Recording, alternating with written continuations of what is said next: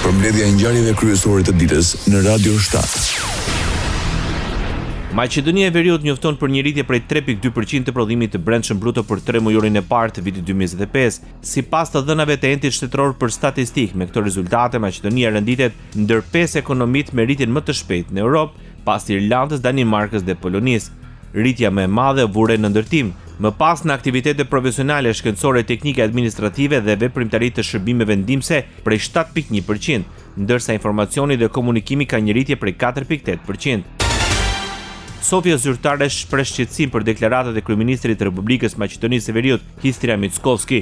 Ministri i Jashtëm bullgar Georg Georgiev tha se integrimi evropian i vendeve të Ballkanit Perëndimor përfshir Republikën e Maqedonisë së Veriut është si në interesin ashtu dhe në prioritetin e Bullgarisë, një investim në arkitekturën e përbashkët të sigurisë të gjithë rajonit. Ministri i Jashtëm bullgar kërkoi të respektohet parimi i meritave.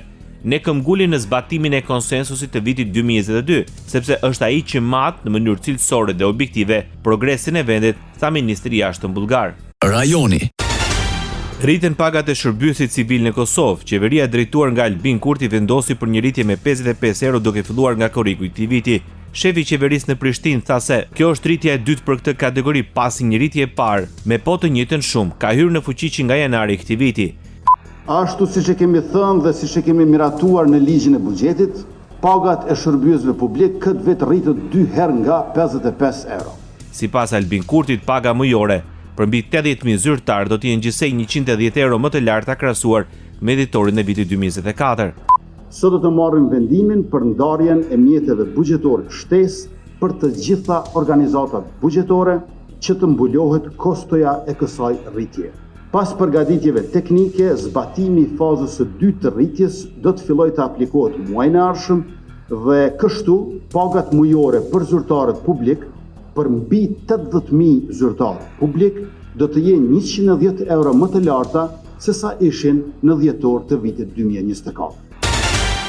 31 milion euro shumë alokuar nga qeveria e Kosovës për rritjen e pagave për shërbyesit publik. Ministri i Financave Kuran Murati sqaroi se në ligjin për ndarjen e buxhetit është parashikuar që rritja e pagave në sektorin publik të ndahet në 2 faza. Faza e parë sipas tij ka filluar të aplikohet. Përmes vendimit të marrë të mërkur synohet të mbulohet dhe kosto e rritjes për fazën e dytë. Radio 7, zëri pozitiv i qytetit.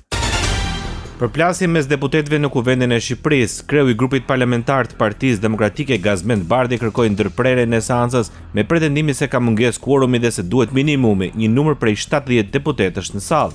Me këtë pretendim ai kërkoi që të ndërpritet seanca dhe të thirren deputetët.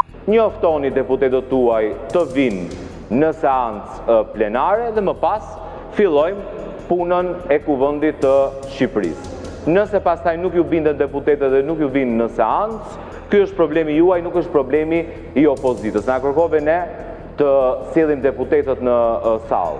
Nuk na detyron dot, ne detyro deputetët e shumicës që të vinë dhe të bëjnë korumin që ti të nisës seancë. E ke për detyrë. Me një reagoi dhe kryetare e Kuvendit Elisa Spiropali.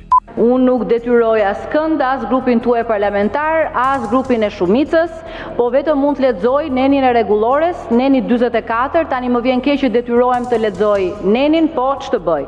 Përplasje pati dhe mes Flamur Nokës dhe deputetit Auland Balla, pretendimet e Nokës për praninë të GPS-it në 500 zarfe të shqiptarëve në Selanik, Balla i quajti përpjekje alucinante. Ndoqët lajmet shkurt në Radio 7, zëri pozitiv i qytetit.